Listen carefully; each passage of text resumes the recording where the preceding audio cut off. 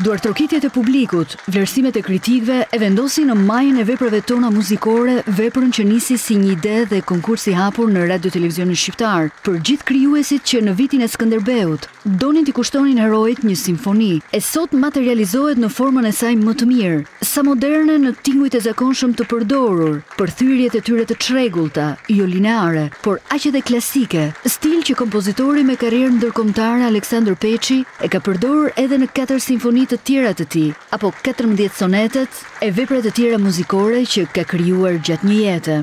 Gjithë komponentët ishte e përsosur nga ana instrumentale, nga ana e kontrapuntit, nga ana e kontrasteve, nga ana e orkestracionit.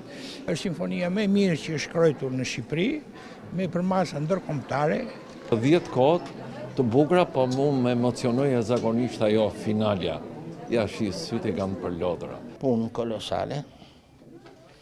Në konceptimin, në arkitekturën, në orkestracionin, pa dyshim merita e orkesës dhe e në Koçës.